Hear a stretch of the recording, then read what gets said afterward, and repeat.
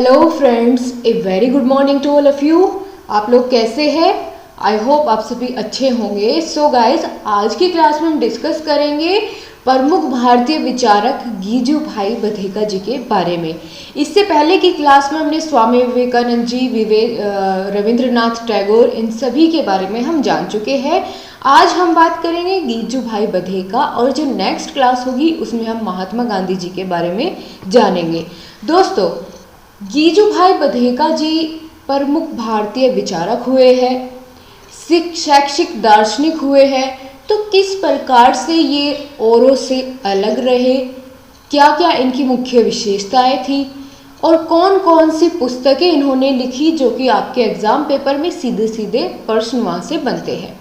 ठीक है, और कौन कौन से इन्होंने महत्वपूर्ण कार्य करके शिक्षा में योगदान दिया, हर एक बिंदु पर हम बात करेंगे और बहुत अच्छे शॉर्ट नोट्स में समझते हुए चलेंगे। एग्जाम में टाइम कम है, हम जानते हैं, तो बहुत ही जल्दी और बहुत ही शॉर्ट तरीके से हम सब कुछ कवर करेंगे इनके बारे में। यहाँ से आपका कोई क्वेश्चन बाहर नहीं जाएगा। ठीक है, तो बहुत इत्मीनान के साथ बैठिए। अपना नोटबुक पेन अपने साथ रख सकते हैं, नहीं तो टेलीग्राम पर आपको PDF तो मिल ही जाती है, लेकिन अगर आप साथ साथ में नोट्स बनाएंगे, जो चीज़ें मैं हाईलाइट करूंगी उनकी, तो आपके लिए और ज़्यादा आसान हो जाएगा चीज़ों को याद रखना। ओके, सो अगर आपने अभी तक टेलीग्राम ग्रुप ज्वाइन नहीं किया है, ऑनलाइन शिक्षण DLED टेलीग्राम ग्रुप का नाम है, वहाँ से आप उसको ज्वाइन कर सकते हैं।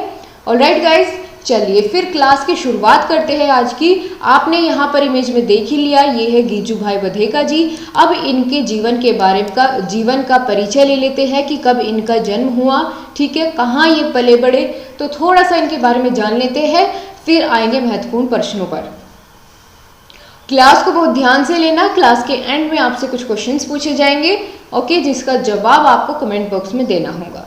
तो चलिए, अगर बात करें, बाल समस्या को शिक्षा दर्शन में प्रमुख स्थान देने वाले विचारक है गिरजा शंकर भगवान जी बधेका। इनका अमूल्य योगदान रहा है। एक चीज़ आपको यहाँ से पता चली जो आपके एग्जाम के पॉइंट ऑफ व्यू से इम्पोर्टेंट है। क्या है वो चीज़? वो ये कि आपको यहाँ से ये पता चला कि गीजू भाई बधेका जी को गिरजा शंकर भगवान जी बधेका के नाम से जानते हैं। मतलब पूरा नाम इनका गिरजा शंकर भगवान जी बधेका था। ठीक है, गीजू भाई का नाम पूरा क्या था? पूरा नाम क्या था? अगर आपसे पेपर में पूछ लिया जाए तो गिरजा शंकर भगवान जी बधेका। ठीक है, कहीं में महत्वपूर्ण योगदान दिया उन्होंने, तो बाल समस्या को शिक्षा दर्शन में, ठीक है, बालक की जो समस्याएं होती है उसको महत्वपूर्ण स्थान इन्होंने शिक्षा दर्शन में दिलवाया। ये इन्होंने प्रमुख कार्य किया। अब इनके बारे में थोड़ा सा जानें कि कब इनका जन्म होता है, ठीक है, क्या क्या इन्होंने अपना पढ़ाई की, उन सभी के बारे में। तो इन महान विचारक का जन्म होता है जी 15/10/1885 को। ठीक है, 15/10/1885 में इनका जन्म हुआ सौराष्ट्र के चीतल में। ठीक है, कहाँ? सौराष्ट्र के चीतल में। ये एक गांव का नाम है। इनके पिता का नाम था श्री भगवान जी बधेका। ठीक है, ये इन्होंने जो लास्ट में गिरजा शंकर के बाद भगवान जी बधेका लगाया, इन्होंने अपने पिता का नाम भी अपने साथ लगाया है। ठीक है, गिरजा शंकर भगवान जी बधेका क्या था? इनके पिता का नाम था। माता का नाम था श्री काशीवा। ठीक है, श्री काशीवा इनकी माताजी का नाम था। और माता पिता के धार्मिक स्वभाव का प्रभाव बालक गीजू भाई पर बहुत देखने को मिलता है। ठीक है, उनकी प्रारंभिक शिक्षा विद्यालय में संपन्न हुई। मुंबई से कानून की शिक्षा पूरी करके इन्होंने मुंबई हाई कोर्ट में वकालत करना शुरू कर दिया था, लेकिन राष्ट्रीय आंदोलनों से प्रभावित होकर इन्होंने वकालत को फिर बीच में ही छोड़ दिया और दक्षिण मूर्ति विद्यार्थी भवन नामक संस्था का आजीवन सदस्यता इन्होंने ग्रहण कर ली और बच्चों की व्यवहारिक समस्या का अध्ययन करना इन्होंने शुरू कर दिया था।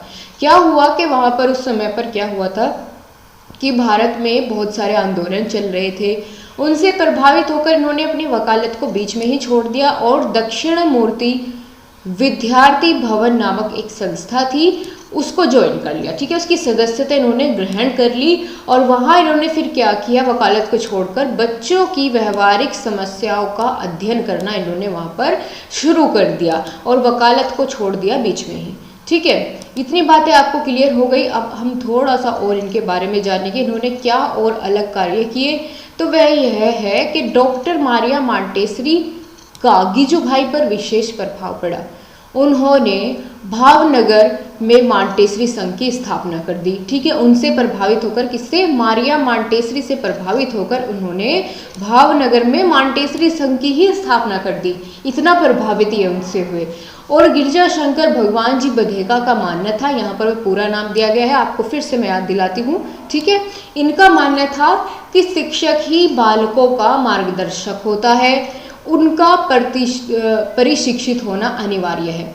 क्या मतलब हुआ इसका? इन्होंने कहा कि जो शिक्षक होता है वही तो मार्गदर्शक होता है, वही तो मेंटोर होता है, लेकिन अगर वही परिशिक्षित नहीं होगा, वही ट्रेंड नहीं होगा, तो वो बच्चे को क्या सिखाएगा।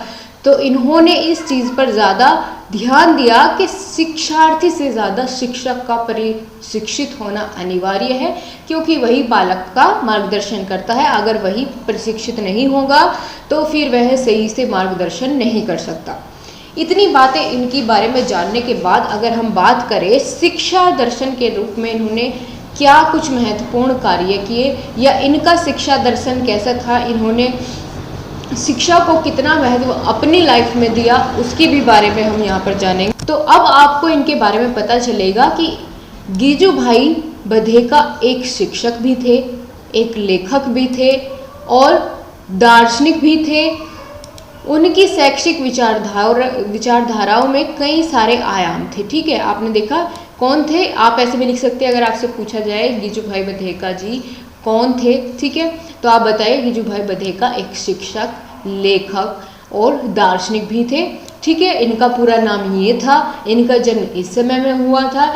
इन्होंने इस तरह की शिक्षा को ज़्यादा प्रभावित किया और ये काम किए जो मैं आपको अभी बता रही हूँ और आगे बताऊँगी इसमें। ठीक है, वही चीज़ें आपको अपनी तरफ से फिर लिखनी होगी। यहाँ पर सिर्फ आपको चीज़ों को बताया गया है कि कैसे आपको लिखना है और क्या चीज़ इस चैप्टर से आपके एग्जाम में पूछी जाती है।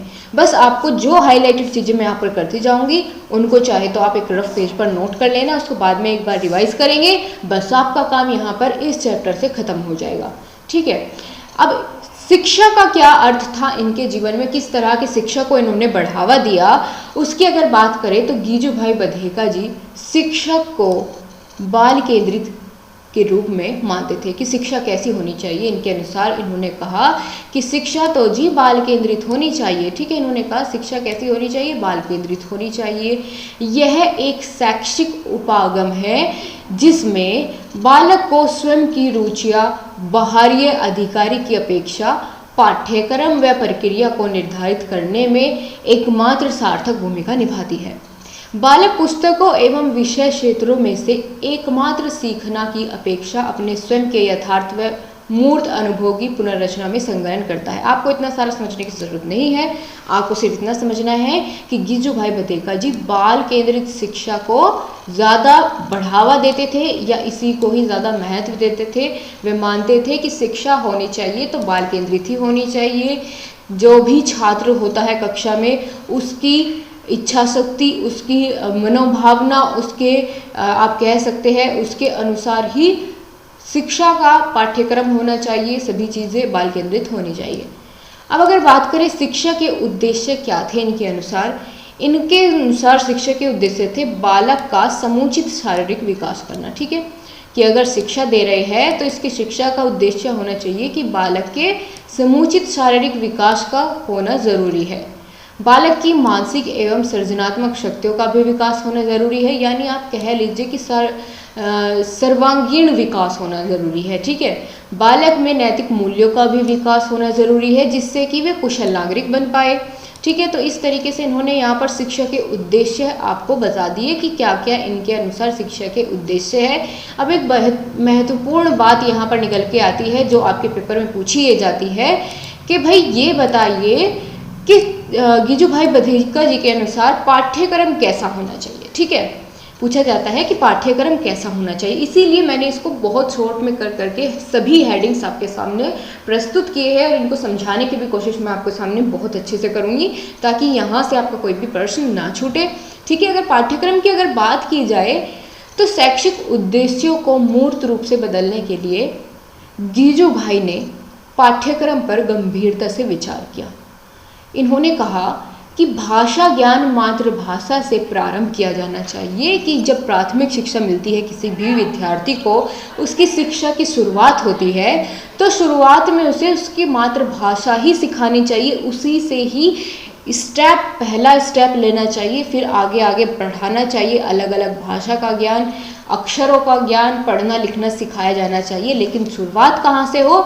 शुरुआत हो उसकी अपनी मातृभाषा से। ठीक है, तो प्रारंभ किया जाए मातृभाषा से, फिर उसके बाद अक्षर का ज्ञान, पढ़ना लिखना सिखाना, ये सभी फिर उसका मातृभाषा से ही होना चाहिए जब उसकी शिक्षा की शुरुआत होती है।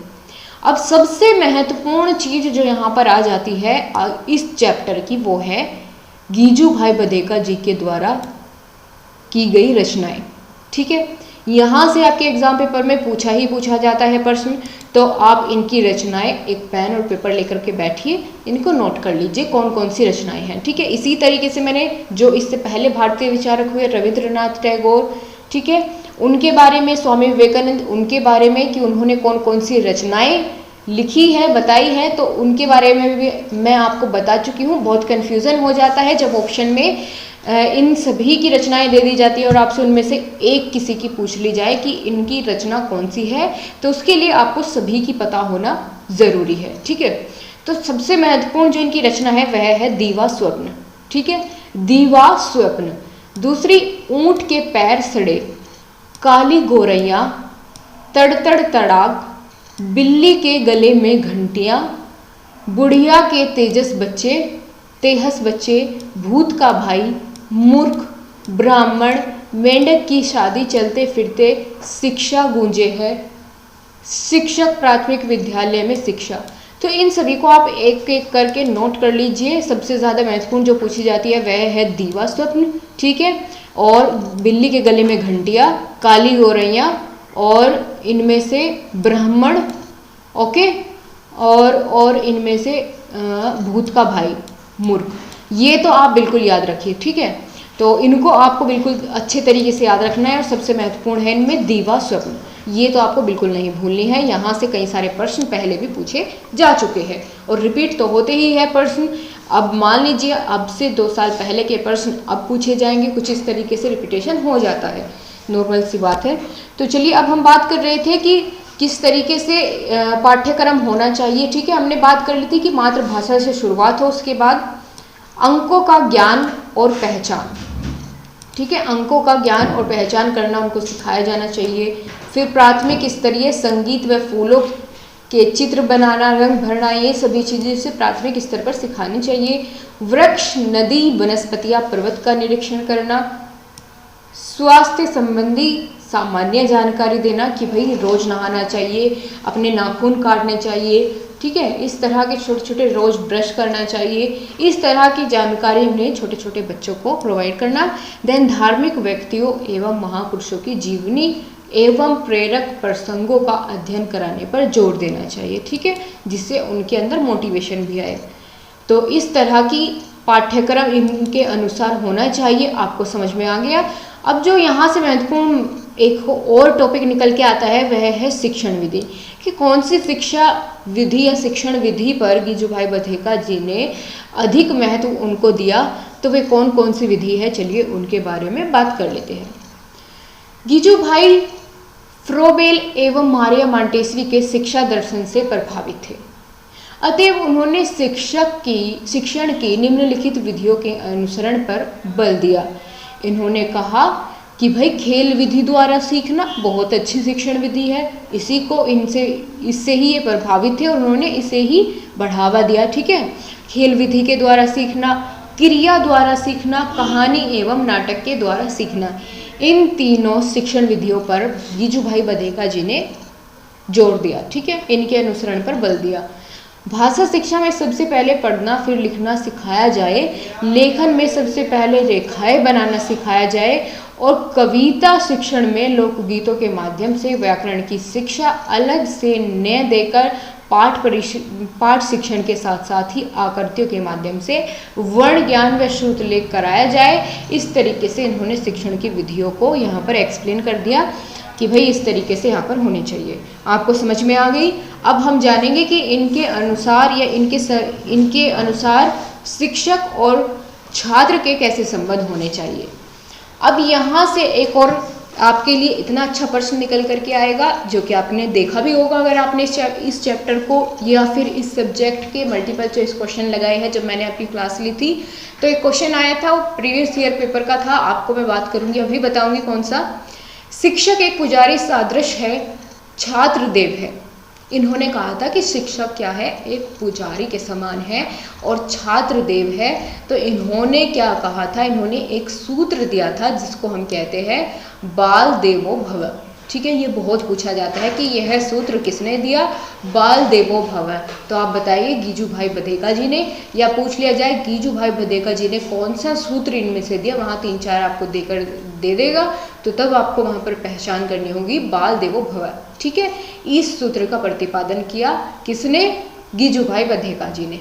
याद हो गया आपको। ठीक है, और इन्होंने कहा शिक्षकों में बच्चों के प्रति प्रेम, स्नेह, त्याग, स्वभाव और मनोविज्ञान का भी ज्ञान होना चाहिए। ठीक है, इस तरीके से इनका संबंध होना चाहिए। विद्यालय की अगर बात करें, विद्यालय के बारे में इनका क्या मत था, तो इन्होंने वही बात कही थी कि विद्यालय एक मंदिर के समान है। वहाँ का वातावरण बहुत ही सौहार्दपूर्ण और उल्लासमय होना चाहिए। यहाँ बच्चे को ममतत्व व पिता की छत्र छाया में पनपने का मौका दिया जाना चाहिए। ठीक है, अब आप देख सकते हैं कितनी अच्छी बातें इन्होंने यहाँ पर बोली है। इसी वजह से, क्योंकि इनके इतने अच्छे प्रयास शिक्षा को लेकर रहे हैं, बालकों के प्रति इतना स्नेह इनके अंदर रहा, इसी वजह से इनको एक महत्वपूर्ण बात आपको मैं बताना चाहूँगी, इसी कारण इनको मूंछों वाली माँ के नाम से भी पहचानते थे। ठीक है, मूंछों वाली माँ के नाम से भी किसको जाना जाता था, गीजू भाई बधेका जी को। ठीक है, तो अब आपको समझ में आ गया क्यों, क्योंकि इनके व्यवहार के कारण। क्लियर हो गया आपको। अब जानते हैं अनुशासन। अनुशासन को किस तरीके से ये मानते थे कि क्या अनुशासन किस तरीके का होना चाहिए या नहीं होना चाहिए। तो इनका कहना था कि दमनात्मक अनुशासन जो है वो बिल्कुल नहीं होना चाहिए, इसके ये घोर विरोधी थे, यानी जिसमें दंड दिया जाए। इसलिए उन्होंने अपने बाल मंदिर में स्व अनुशासन पर अधिक जोर दिया। ठीक है, यानी स्वयं से अनुशासन आना चाहिए, ना कि उनके साथ जोर जबरदस्ती करके उनकी पिटाई करके। तो ऐसा नहीं था, इन्होंने कहा कि स्वयं अनुशासन होना चाहिए। उनके बाल मंदिर का नियम था कि बच्चों को न तो डांटे, ना ही झटके, न ही शारीरिक दंड दे। उनमें स्वयं से अनुशासन आना चाहिए, वही अच्छा है। ठीक है, तो आई होप आपको बहुत अच्छे सब कुछ समझ में आ गया होगा। अगर आपने अभी तक क्लास को लाइक नहीं किया है तो लाइक करके अपने दोस्तों के साथ शेयर ज़रूर करें। And thank you so much guys. I hope आपको बहुत अच्छे से सभी चीज़ें समझ में आई होगी। बस आप एक बार उसका रिवीजन कर लेना एग्जाम में बैठने से पहले, सो आपका कोई भी क्वेश्चन यहाँ से मिस नहीं होने वाला है, कुछ भी इसके बाहर नहीं जाएगा। Alright guys, so thank you so much. फिर से आपसे मिलते हैं अगली क्लास में, तब तक के लिए बाय बाय, टेक केयर, जय हिंद।